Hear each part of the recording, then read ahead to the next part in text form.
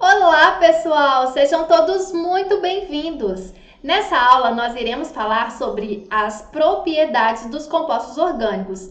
Mas antes da gente ir para a nossa aula do nosso Projeto Enem, Eu Não Erro Mais, eu peço a vocês que se inscrevam no canal do Escola Online, ative as notificações para ficar por dentro sempre quando tiver aula nova no canal. E se gostar da aula, claro, deixe seu like. Se surgir alguma dúvida, deixe um comentário, vai ser um prazer enorme responder vocês, tá bom? O material teórico dessa aula se encontra lá na nossa plataforma, plataformaescolaonline.com.br, ó. Acompanhe aí, tá bem?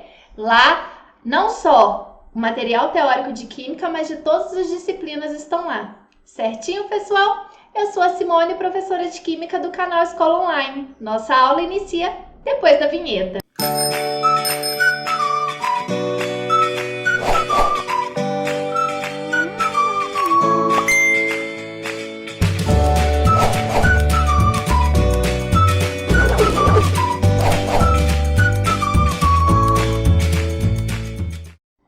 Bom, pessoal, vamos iniciar então nossa aula.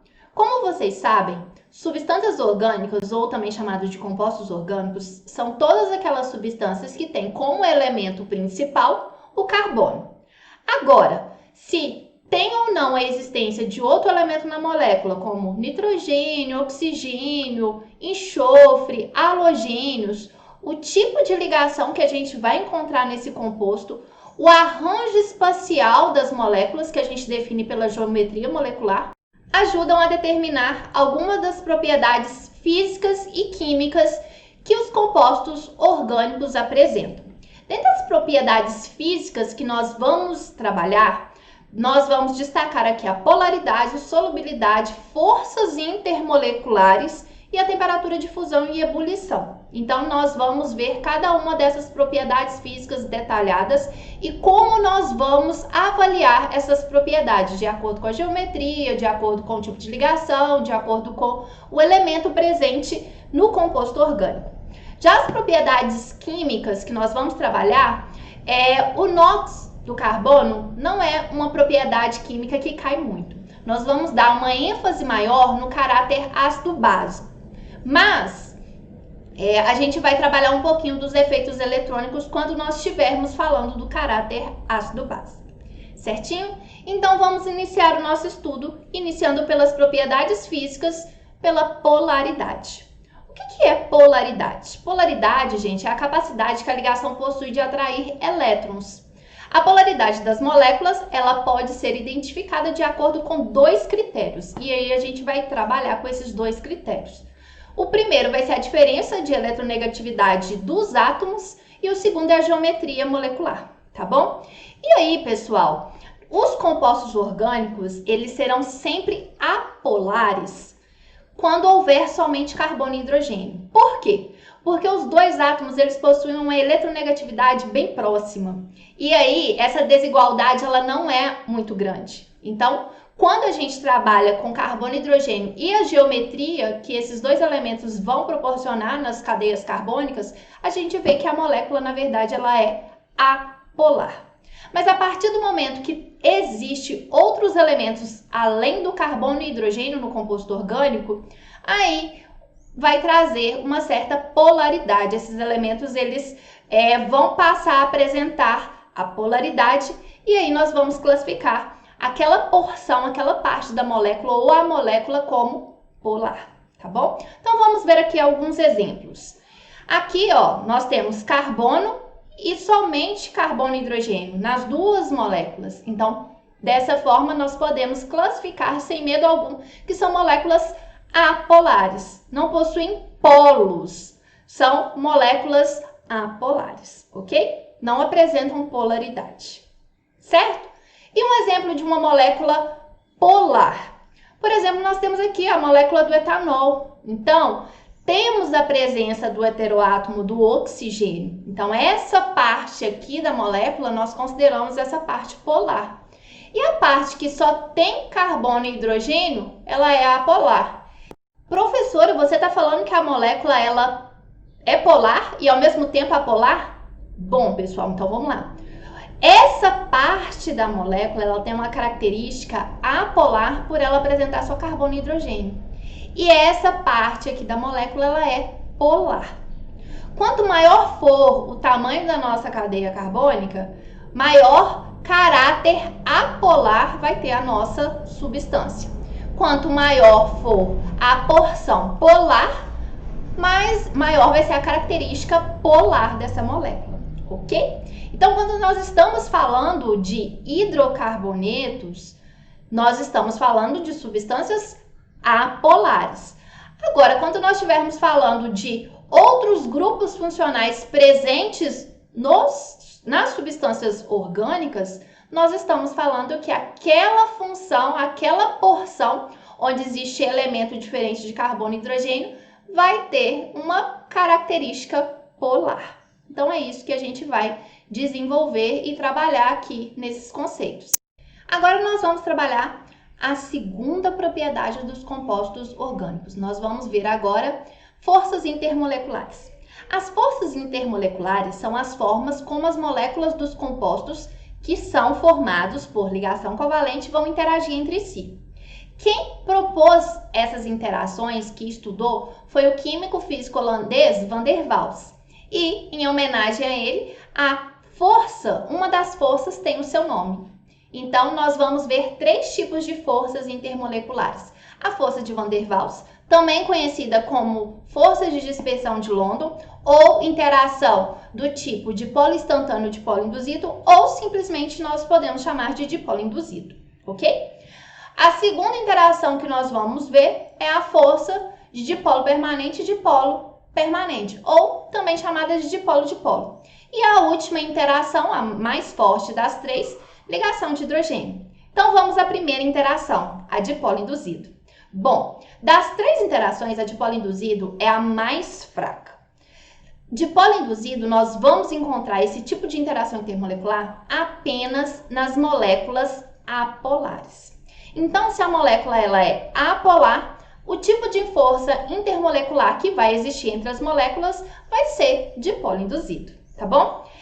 Aí, por que, professor, é chamado de dipolo induzido? Porque, na verdade, moléculas apolares, como estão aqui representadas, elas não possuem polos, né? A nuvem eletrônica da molécula, ela é distribuída uniforme na molécula. Só por conta de perturbação, quando essas moléculas se aproximam, a nuvem eletrônica de uma molécula, ela tem uma certa repulsão em relação à nuvem eletrônica da outra molécula. E aí são formados, nesse sentido, dipolos instantâneos. E aí vai ter entre uma molécula e outra uma interação intermolecular que nós chamamos de dipolo induzido, ok? Por isso o nome, porque não existem os polos. Vai ter a indução de uma parte polar aqui, mas é uma interação fraca, porque esses polos não existem na molécula, as moléculas são apolares. A segunda interação que nós vamos ver é a dipolo permanente. Essa interação também é chamada de dipolo-dipolo. Por quê? Essas interações são promovidas entre polos apolos. Então, são interações de intensidade média que ocorrem em moléculas polares, ok? Então, pessoal, estabelece de tal forma que o átomo com caráter parcial negativo de uma molécula, ele é atraído pelo átomo de caráter parcial positivo de outra molécula. Então, eu trouxe aqui para vocês o exemplo da ligação covalente entre hidrogênio e bromo, do ácido bromídrico. Então, a molécula, ela é constituída de um bromo e um hidrogênio, certo, pessoal? E aí, tracejadinho aqui, está mostrado a interação intermolecular. Nesse caso, a dipolo permanente, que ocorre entre o bromo de uma molécula com o hidrogênio de outra molécula. O polo negativo de uma molécula com o polo positivo da outra molécula, tendo assim uma força mais intensa do que quando comparamos com a dipolo induzido. Ok, pessoal? E por último, nós vamos ver a ligação de hidrogênio. A ligação de hidrogênio, ela também ocorre entre moléculas polares. Porém, é um caso especial. vai ocorrer interação intermolecular do tipo ligação de hidrogênio apenas entre um elemento muito eletronegativo com um elemento muito eletropositivo. E essa situação só vai ocorrer entre os elementos eletronegativos flúor, oxigênio e nitrogênio. Algumas vezes eu falo com os meus alunos, guarda, FON. Quais são os elementos mais eletronegativos? Flúor, oxigênio e nitrogênio, FON. E aí essa interação de ligação de hidrogênio vai ocorrer entre esse elemento muito eletronegativo e o hidrogênio. Só que tem também uma condição especial. Esse hidrogênio, ele tem que estar ligado a um elemento eletronegativo. E aí, pessoal, nós vamos ver a interação do tipo ligação de hidrogênio na molécula de água H2O. Então, nós temos aqui o oxigênio representado por essa esfera vermelha e os hidrogênios representados pela esfera branca. E aí a gente vê que o oxigênio, que é um elemento muito eletronegativo, ele vai interagir com o hidrogênio, que é um elemento eletropositivo, e esse hidrogênio ele vai estar ligado a um elemento eletronegativo. A interação aqui nós chamamos de ligação de hidrogênio, ok? Então, essa é a interação mais forte. Por quê? Porque ela ocorre pela atração de um átomo de hidrogênio, que vai ser o polo positivo da molécula, de uma molécula, e o átomo flúor, oxigênio e nitrogênio da outra molécula, o que nós chamamos de grupo FON, que vai ser o polo negativo, ok? Então, ligação de hidrogênio só ocorre nessa situação especial, pelo grupo FON e o elemento hidrogênio, quando este hidrogênio estiver ligado a um elemento muito eletronegativo por uma ligação covalente. Certo, pessoal? Então, nós vimos as 3 forças intermoleculares que ocorrem nos compostos orgânicos. Vamos agora dar sequência. Vamos falar sobre solubilidade. Para a gente avaliar a solubilidade dos compostos orgânicos, nós precisamos considerar 3 aspectos. O primeiro nós já vimos, que é a polaridade, então a gente tem que identificar se a molécula é polar ou apolar. O segundo é o tipo de atração intermolecular que ocorre nessa molécula, se é dipolo induzido, dipolo ou ligação de hidrogênio. E por último, que vai também influenciar o tamanho da cadeia carbônica. Então, pessoal, independente se é uma substância orgânica ou não, tem uma regrinha que a gente pode aplicar. Semelhante tende a dissolver semelhante. O que é isso, professora? Substância polar tende a dissolver substância polar. Substância apolar tende a dissolver substância apolar, ok? Mas, professora, como que então a gente explica a solubilidade entre etanol e água, que a água é polar, e entre etanol e a gasolina é apolar? Então, pessoal, é o que a gente viu lá no início de polaridade. A molécula de etanol, ela tem uma parte que nós consideramos apolar e outra parte que nós consideramos polar. Então, quando essa molécula de etanol interage com a água, é a parte polar da molécula interagindo com a molécula de água, que também é polar. Então, independente da quantidade, da proporção, pelo fato da cadeia carbônica do etanol ser pequena, apenas 2 carbonos, então essa intensidade aqui da polaridade dessa hidroxila do grupo álcool, ela é forte. Então, por isso que o etanol é solúvel em água. Mas, professor, o etanol também é solúvel na gasolina? Sim. A gasolina ela é constituída principalmente por cadeias com 8 carbonos. Principalmente aqui eu trouxe o octano. Então, é um hidrocarboneto. Polaridade apolar, certo? E aí, pessoal, por que o etanol ele é solúvel em gasolina? Porque, na verdade, nós temos no etanol uma parte apolar. Então, nós temos que o etanol ele é solúvel na gasolina, ok? Então, nós conseguimos explicar essa situação pelas forças atrativas entre as moléculas do soluto e do solvente. Porque a parte apolar do etanol, que apresenta as forças de Van der Waals ou dipolo induzido, vão interagir com a molécula do octano presente na gasolina, ok? Então, aí nós vimos a solubilidade. Mas, professora, como que eu explico a alta solubilidade do ácido acético em água e a baixa solubilidade do ácido hexanoico em água? Então, pessoal, nós vamos também avaliar a polaridade. Nas duas situações, nós temos uma parte apolar e uma parte polar, né? Aqui do ácido hexanoico, a parte apolar e a parte polar. Porém, pessoal, esse ácido hexanoico, ele tem uma cadeia carbônica muito maior quando a gente avalia aqui na situação do ácido acético. Então, essa molécula do ácido hexanoico, ela tem uma característica mais forte, apolar. Então, por isso que ela apresenta baixa solubilidade na água. A água é uma substância polar, ok? Então, o tamanho da cadeia influencia. Quanto maior o tamanho da cadeia, maior as características apolar da molécula, ok? E nesse sentido, esse ácido caproico, ou também chamado de hexanoico, que é o nome oficial, segundo a EUPAC, ele vai tender a ser solúvel em substâncias apolares, certinho?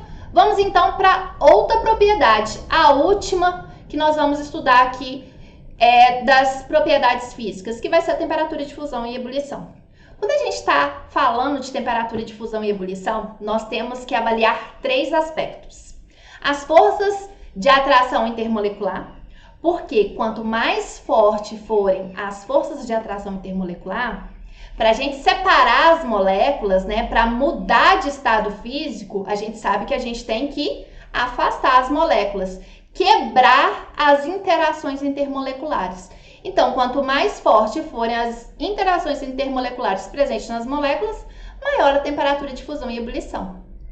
Nós também temos que avaliar a área de contato entre as moléculas, porque quanto maior for a área de contato entre as moléculas, maiores serão as forças de atração, maiores vão ser a quantidade de energia para ser aplicada e aí maior temperatura de fusão e ebulição nós vamos ter para essas moléculas. E a massa molar, ela também é muito importante. Quanto maior massa molar, se a gente estiver avaliando o mesmo tipo de grupos funcionais, né, a gente vai estar, quanto maior massa, maior temperatura de fusão e ebulição, ok?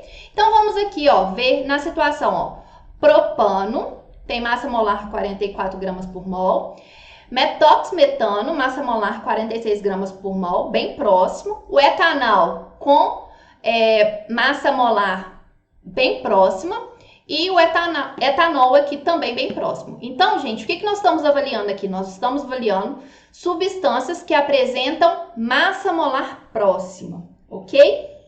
E o que a gente vê?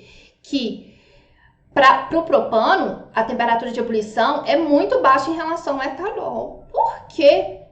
Por causa do tipo de interação intermolecular. A força que existe aqui entre as moléculas do propano são forças de Van der Waals, de polo induzido, porque é uma molécula apolar. Já no etanol, gente, nós temos aqui a hidroxila. A hidroxila, ela faz interação intermolecular do tipo ligação de hidrogênio, que é a mais forte das interações.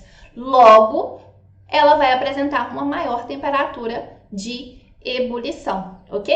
E por que o metoxetano, apesar de ter aqui o oxigênio, não tem uma temperatura tão elevada? Porque, na verdade, a parte polar dela aqui, ó, tá na parte central. E aí acaba que a gente tem uma certa distribuição homogênea aqui. Então, ela é apolar, né, nas extremidades e polar no centro, mas não tão significante como aqui no caso que nós temos a ligação de hidrogênio, ok?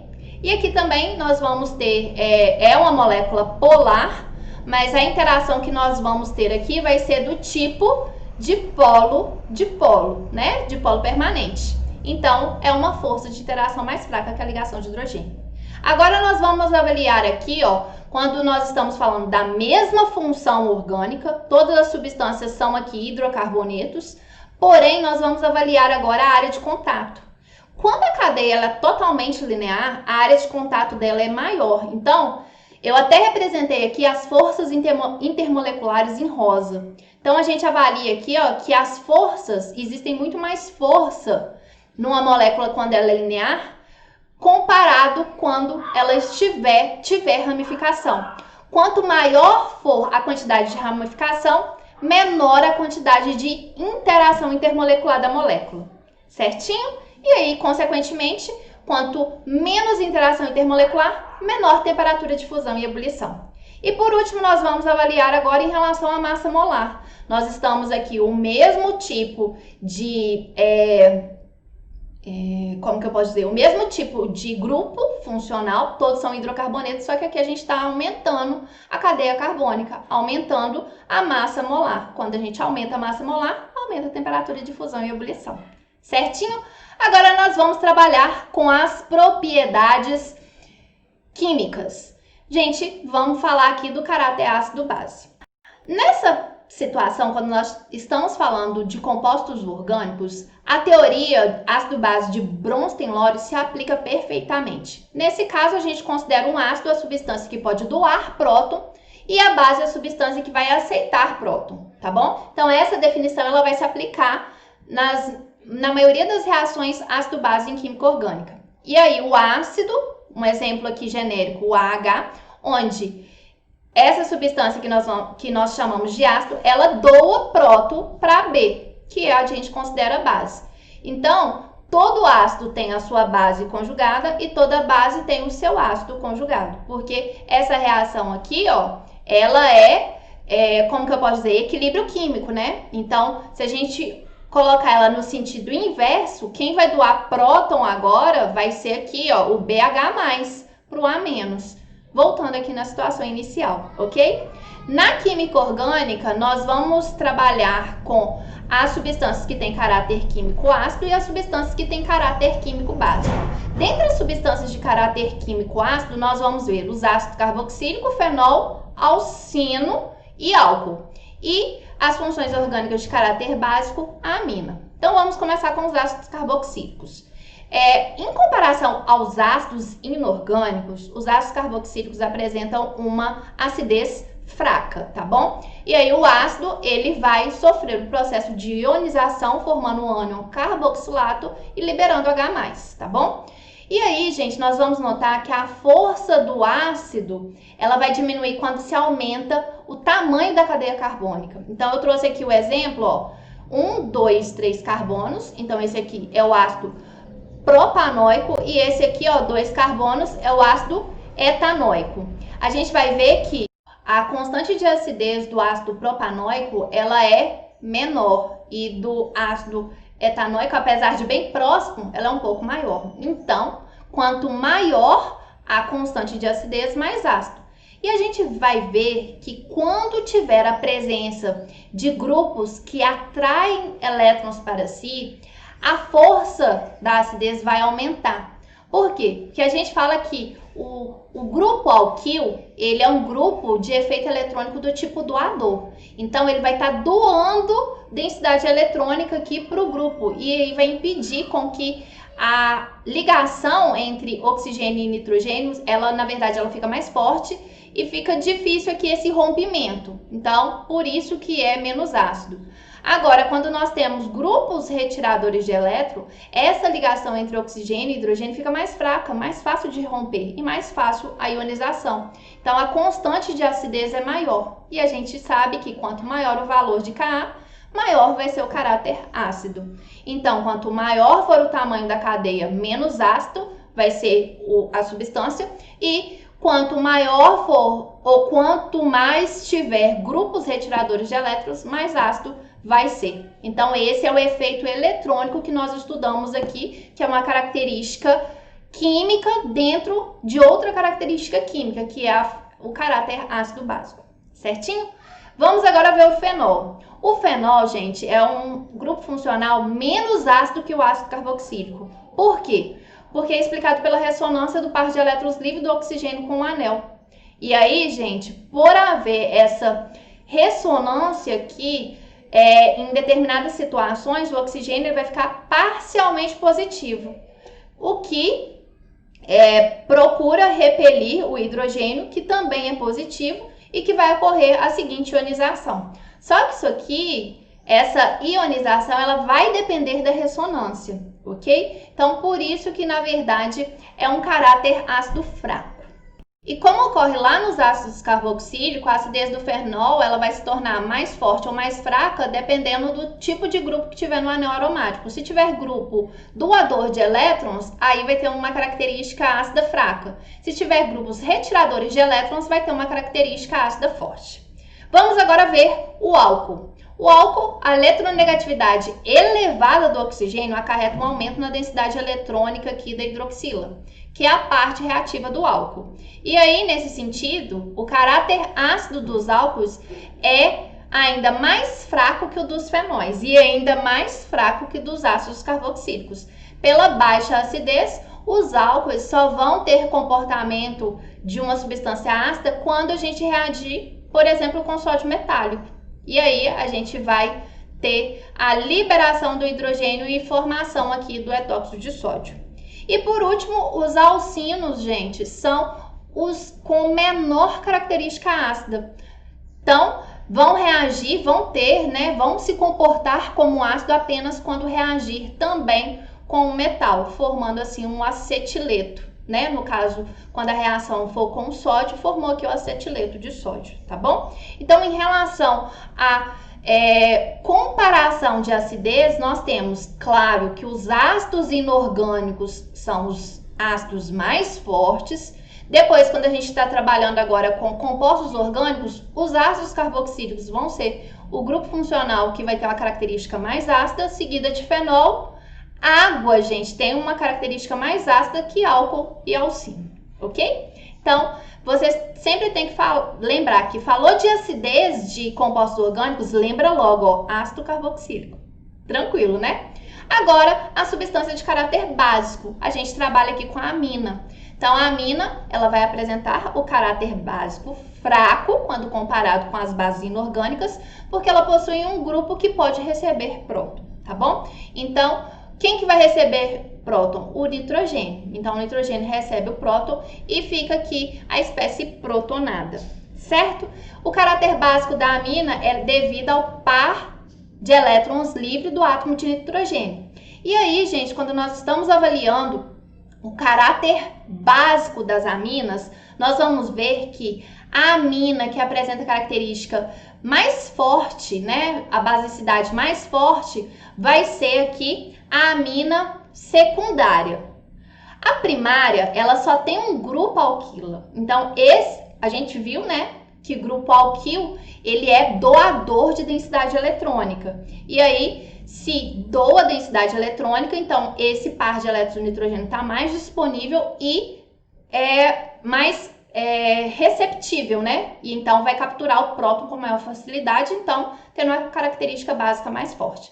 Então, pessoal, quando nós temos aqui dois grupos alquil, essa intensidade é intensificada. Então, por isso que a amina secundária, né, que apresenta dois grupos alquil, é de intensidade mais forte.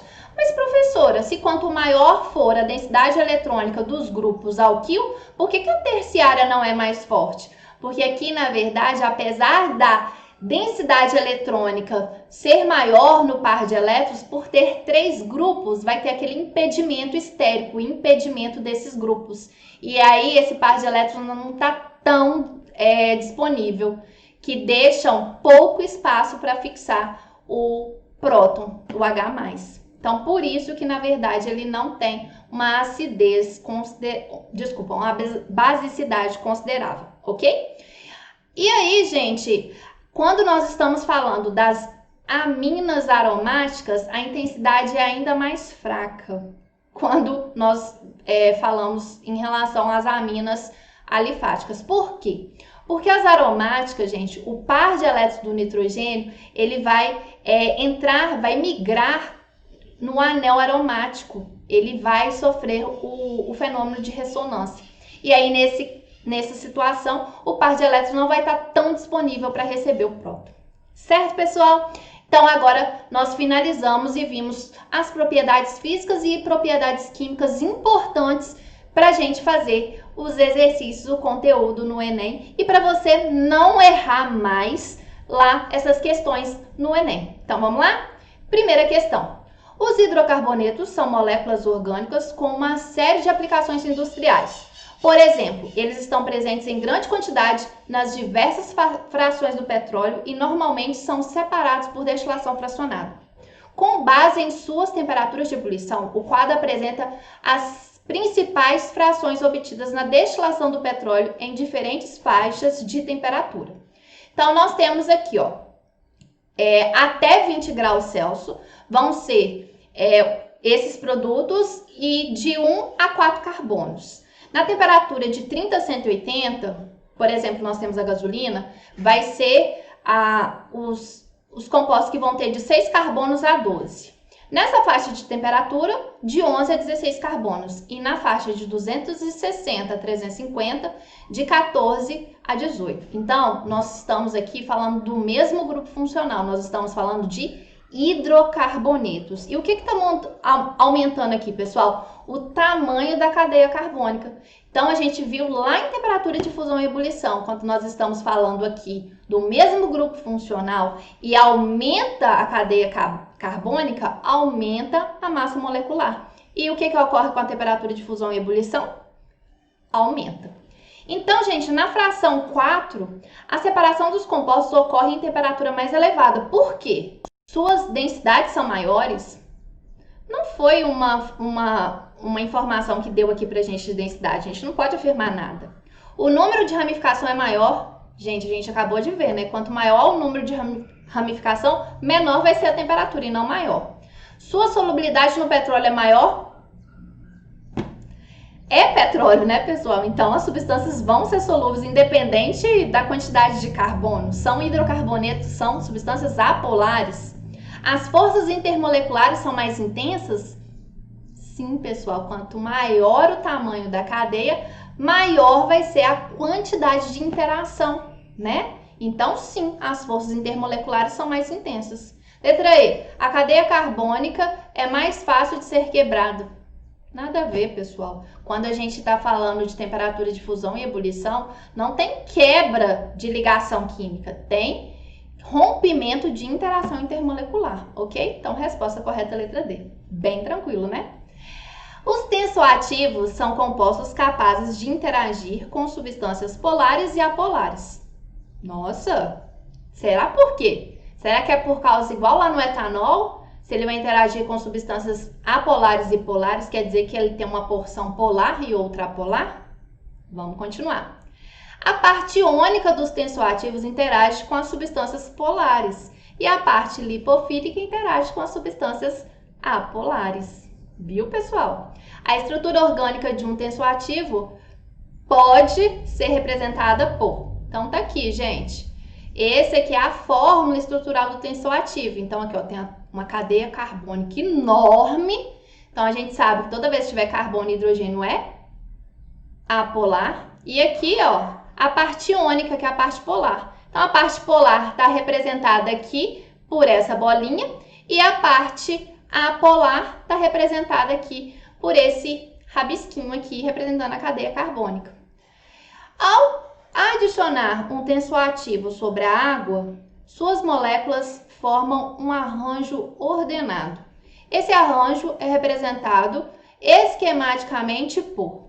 Gente, água, ela é polar. Então, a água vai interagir com a parte polar e vai repelir a parte apolar. Então, aqui, ó, vai ser essa representação onde a parte apolar está toda imersa em água? Não. Vai ser aqui, ó, onde a parte polar, ela vai estar sobreposta à água. Tá vendo aqui, ó, o nível da água tá aqui, ó. Não. Aqui, pessoal, olha, no nível da água tá interagindo a parte polar e a parte apolar tá acima do nível da água. Então, é a resposta letra C. Essa aqui, gente, o tensoativo está todo imerso em água, assim como aqui também está todo imerso em água. E a gente sabe que a parte apolar, ela não tem propriedade de ser solúvel, não vai interagir com a água. Então, por isso que ela vai ficar acima do nível da água. Certinho? Última questão para a gente fechar a nossa aula. Sais de amônio são sólidos iônicos com alto ponto de fusão, muito mais solúveis em água que as aminos originais e ligeiramente solúveis em solventes orgânicos apolares, sendo compostos convenientes para serem usados em xaropes e medicamentos injetáveis. Um exemplo é a efedrina, que funde a 79 graus Celsius, tem um odor desagradável e oxida na presença do ar atmosférico, formando produtos indesejáveis. O cloridrato de efedrina funde a 217 graus Celsius, não se oxida e é inodoro, sendo um ideal para compor os medicamentos. De acordo com o texto, que propriedade química das aminas? Propriedade química. Possibilita a formação de sais de amônio estáveis, facilitando a manipulação do princípio ativo. Pessoal, o enunciado falou tudo. Propriedade química que vai produzir sal. Então, aqui, gente, ainda deu a reação, né? A amina que está aqui reagiu com ácido e formou um sal. Que substância, gente, que reage com ácido e forma um sal?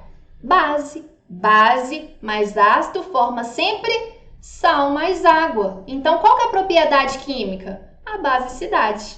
Muito tranquilo, né, pessoal? Então, nós encerramos aqui a nossa segunda aula do projeto Eu Não Erro Mais. Se gostou, deixa o like. Se teve alguma dúvida, deixa um comentário aí. Vai ser um prazer responder. Tchau, pessoal!